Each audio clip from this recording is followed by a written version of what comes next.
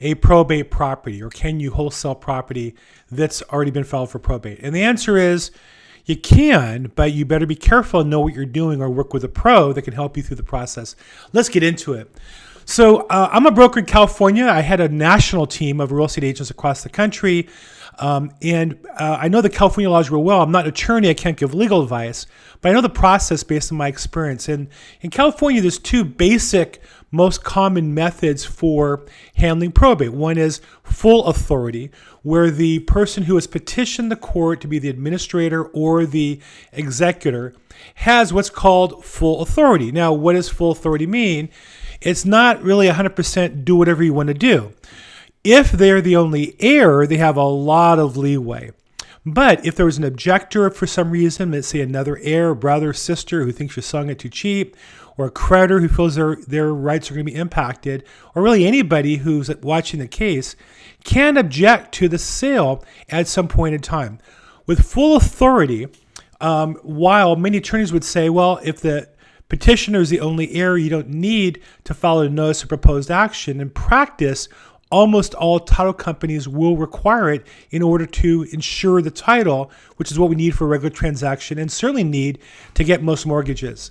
So if you're going to do a wholesale property, it's a probate, you want to check and see if it's full authority, and then see if they have their game plan for the 15-day proposed action out or not. I recently had an attorney who insisted on having the listing reviewed by the court. That's not required on a standard probate. It might be on a conservatorship or guardianship, a little more complicated.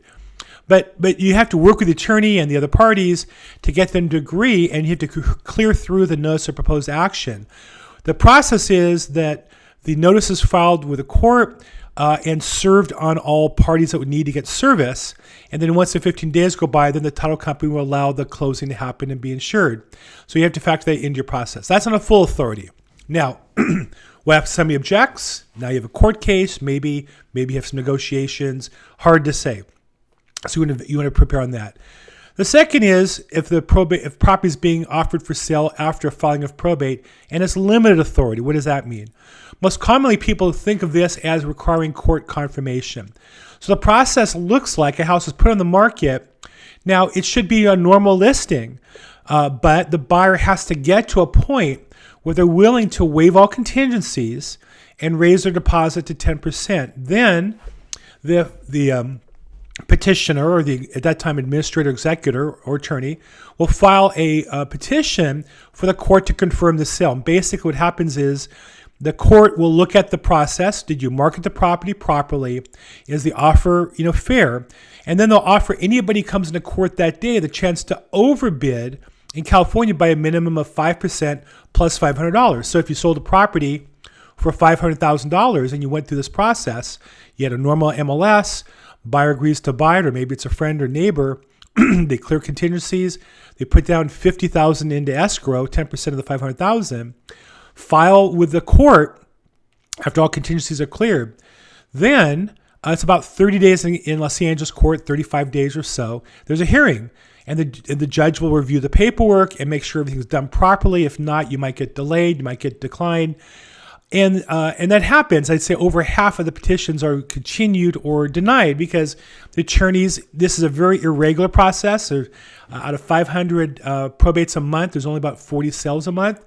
And even experienced attorneys don't often see these. And this is the area that I specialize in. But if the paperwork's right, the judge will say, fine, we're ready to confirm the sale. Is there anybody here who's willing to pay, if it's $500,000, let's say the sales price, willing to pay $525,000, $500,000? That person would have to have a cashier's check for 10% of that bid amount, or $52,500. There's a lot of unknowns that go on. For example, do you need to have a cashier's check if you want to bid more than that? The law doesn't indicate that. I'm not an attorney, but there are attorneys who think they have to require that.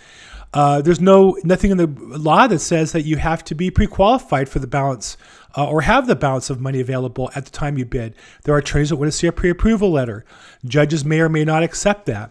So a lot of that kind of gets worked out in court. You want to try to work with a professional that can help you through that process. And then in court, I'm often asked, well, how much do the bidding, what's the increment? So if it's $525,500, is the next bid $526,000, $530,000? And the answer is that varies based on the judge's discretion, case to case, day to day. There's no way really to know.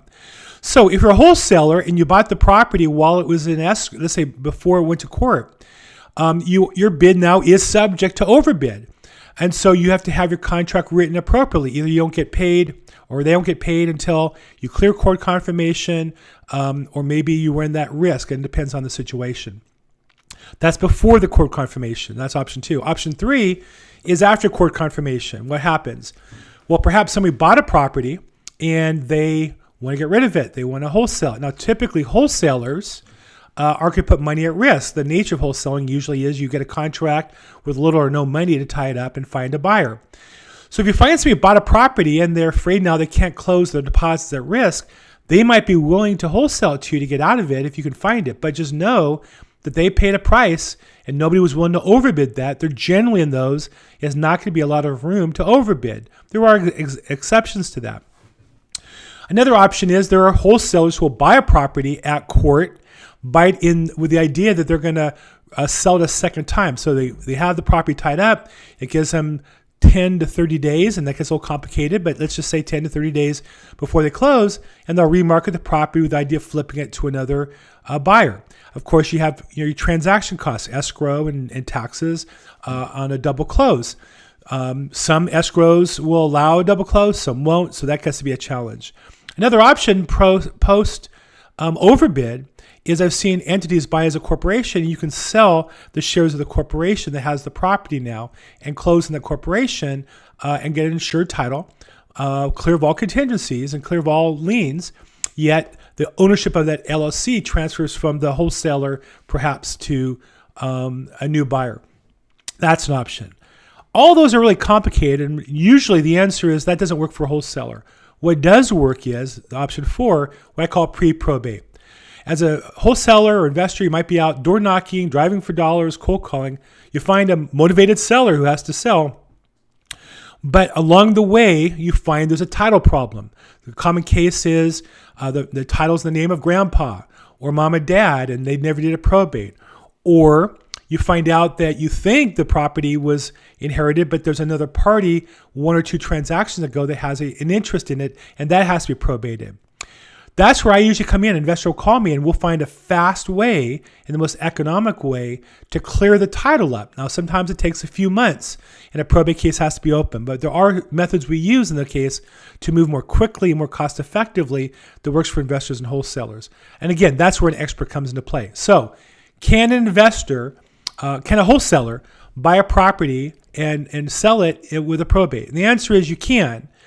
My guess is technically, or commonly, you wouldn't want to target probate properties because they're probably not suitable in most cases for wholesalers. But if you find a property while you're looking and it's not yet in probate, that's a great one to wholesale. Call me, text me, email me if I can help in any way.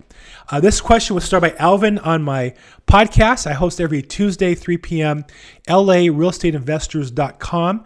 I host a podcast for that group every week and hope to see you at our next call on Tuesday, 3 p.m. Pacific time. As always,